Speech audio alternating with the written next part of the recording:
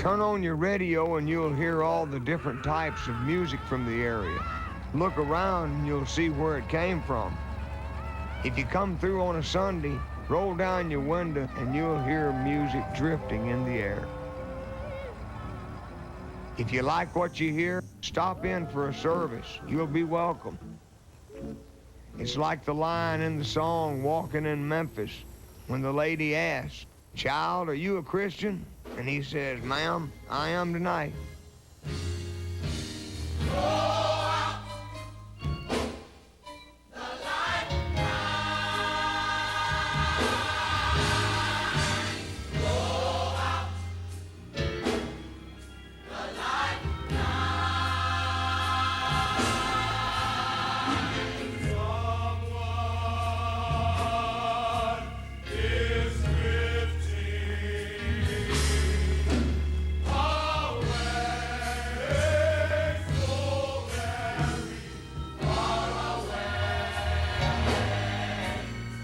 People travel down Highway 61, they're going to bump into a lot of things and see a lot of things, especially churches.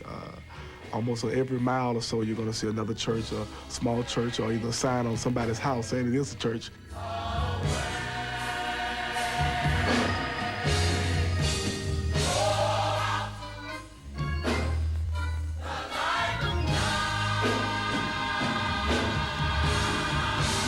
You're going to be able to see some of the struggles and some of the pain that were left in the past, from the Civil War, even up to the death of Dr. King, and be able to realize that religion and music has been the common denominator that has brought us together to unite and release our frustrations, to release our tension, to tear down the racial barriers, to tear down the barriers involving poverty and education, and bring us together and let us be able to share what we call Thanksgiving unto our maker and creator, and sing songs that we all can relate to, songs that talk and speak to our inner man, and that will sometimes even heal the wounds that have been left through the scars and the pain of the past.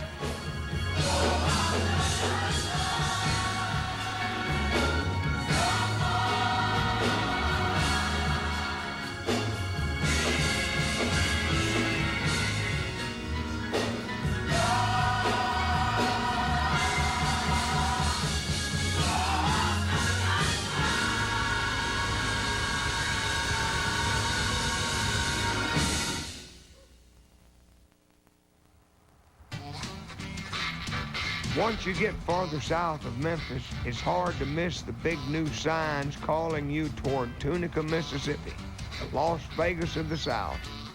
Looking like camels in a snowstorm, the casinos jump out of the Delta landscape.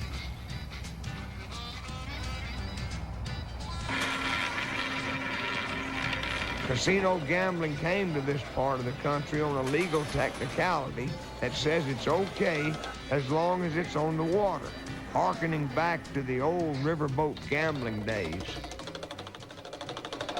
When I was growing up, my great-grandfather was one of the original Robinsons that Robinsonville was named after, and we used to come down as a family on reunions and stuff and hunt and everything else in this area. And back then it was just cotton fields, tractors and trucks up and down the highway, sleepy town basically.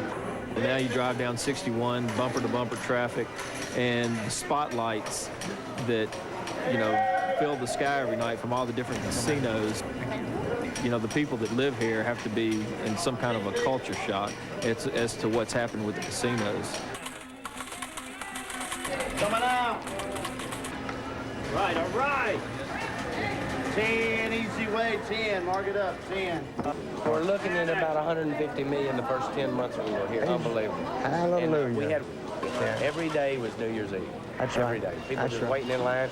They stood out in that cold, Yeah. and do anything. We'd pay $100 to get the front line. That's right. This was probably the poorest district in the United States. Unemployment was high. Now we've got, there's no unemployment if you want to work. And plenty of jobs and plenty of money down here, plenty of work. Shake, rattle, and roll, you betcha. Before getting back on the road, you might want to get a bite to eat at the Hollywood Cafe. Lots of musicians and writers have stopped by the Hollywood over time. A lot of Grammy Award-winning songs have been written at the Hollywood Cafe. Catfish, hush puppies, frog's leg, fried pickles.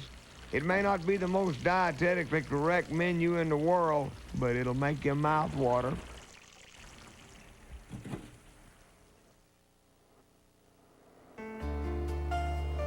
For most of the drive, you'll see the vast cotton fields on either side of the highway.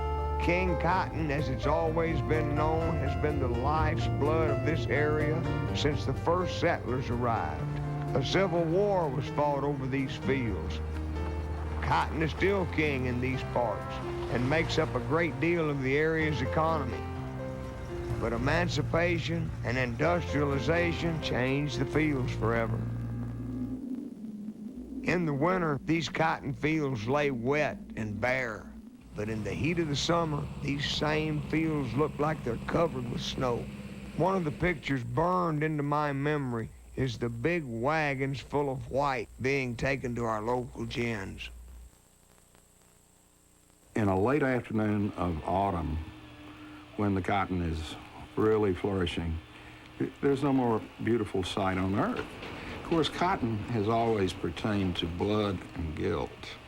The ancient Egyptians did not know Highway 61, but they raised cotton.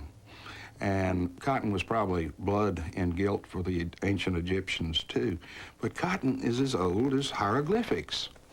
It's something that I remember from my boyhood, and it still strikes me in my heart. That incredible delta vista off Highway 61 when the cotton is coming out. As Faulkner said, man high in the very cracks of the sidewalk. That's Highway 61.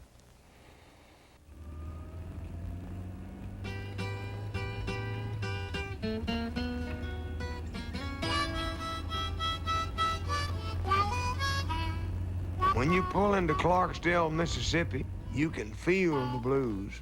Lord, my home's in the Delta. We're down that old sunny road.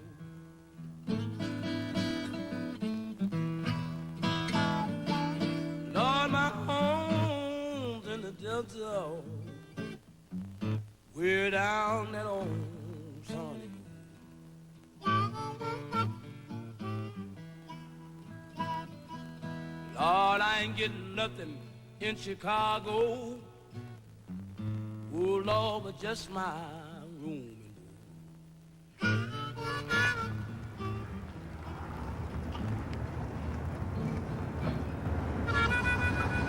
Well, here we are at the crossroads. This is where Highway 61 crosses Highway 49.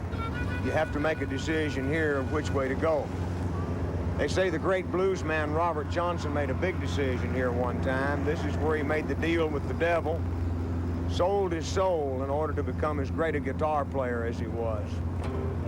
You may not find the devil like they say Robert Johnson did, but you'll still find the blues on the streets of Clarksdale, Mississippi. She began to talk. And we may be going to jail. She said, take me, Daddy. Riding around the block. I'm just going down to the beauty shop. Getting my hair softened on. Start me talking. I'll tell them everything that I know. That's all right. Drag foot. I ain't got no money to buy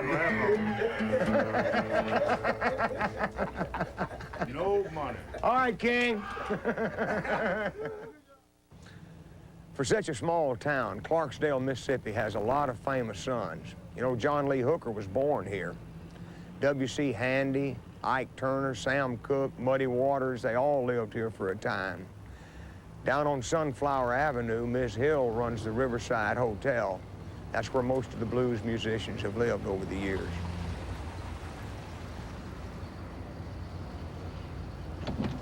On the night of September 26, 1937, another music great was here. But at that time, it was known as the Thomas Brothers Afro-American Hospital. Today, Mrs. Z.L. Hill manages the Riverside Hotel and has for over 50 years. Mrs. Hill, thank you again for having us. We're here in room number 2. Is this a special room? Oh, this is where Bessie Smith passed. Right here? Bessie Smith, the blues singer. Yes, ma'am. That had an accident at Coahoma, Mississippi. She had that serious accident. Yes, ma'am. And this was a hospital. This building was a hospital I see. for black people only. This is where, this was the operating room. So you turned what was the hospital here into a hotel? Yeah. And I've been out here 50 years. Who all stayed here, Miss Hill? Can you remember some of them? Robert Nighthawk, Sonny Boy Williams, Sonny Boy, who, and all of them, everybody stayed here because they didn't have any place to get into when they come from the jug joint. Well, they stayed here before they built the bridge. They'd missed the ferry and had... Missed the last ferry, they just here had they to come. stay with me. Then I was glad to see them, Yes, ma'am. because that was my bread. And they was glad to see you, too. For all the blues greats, there was always room at the end. Just outside of Clarksdale is Stovall's plantation. It was normal at that time for the workers to live in small cabins on the land. This particular cabin was special, though.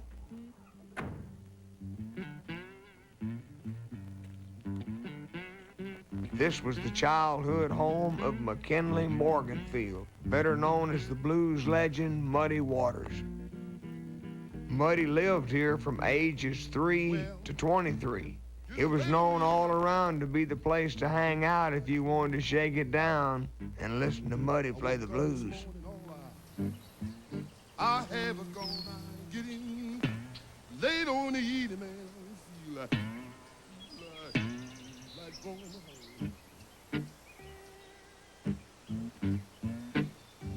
Well, I woke up this morning, I'm child. All I had was gone.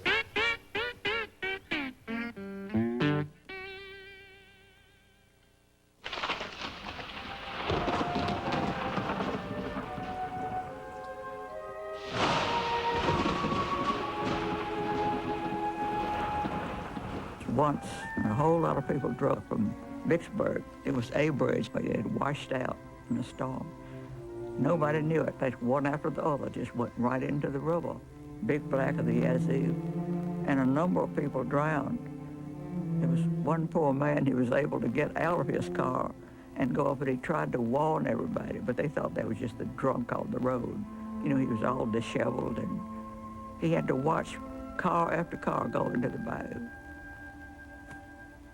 And I always think of that road and that connection because it was so treacherous.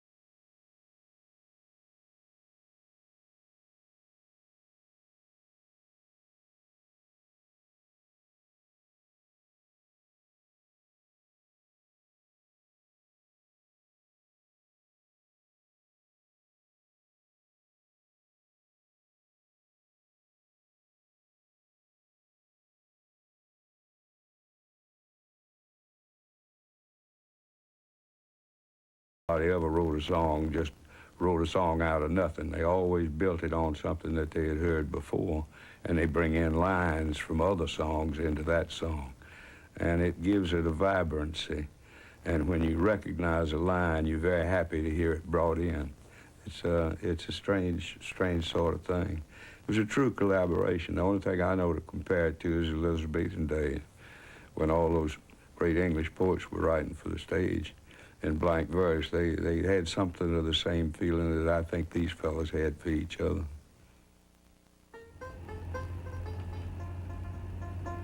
South of Clarksdale, the road really straightens out. In fact, in 1938, the Vicksburg Evening Post wrote that those who have had the opportunity to travel the completed sections of 61 are pleased with the character of the work done. Safe concrete has been put down, the road made more straight. You'll find this was accurately reported. Between Memphis, where the 4th Chickasaw Bluff is, and the Walnut Hills at Vicksburg, which is about 250 airline miles, there's not a single hump in the ground, but that gave it a particular atmosphere. Eudora Welty in a story talks about how it had a shine like the wings of dragonflies from the sun coming down the way it did, and no relief from it. And you could see from rim to rim of the horizon in all directions, all points of the compass. That was a feeling, too, that you lived with. As you drive down 61, you'll pass through towns like Alligator, Hushpokina, Mound Bayou, Helm, Panther Burn, Onward, and that's just in Mississippi. The people you'll meet down here are varied and captivating. 3 miles south of Rolling Fork, Mississippi, you don't want to miss Wesley Bobo's dinosaurs. Well, did anybody have anything to look at coming down 61? So I decided I'd build them to give people something to look at. Everybody's got cows and everything else. They even got elephants, but nobody got no dinosaurs. It's a hobby. Well, everything I do is a hobby, really, because I do it all. They come from New Zealand and Australia, and we've had them from England, and most everywhere in the United States been by. I mean, you just so many places you couldn't name all of them.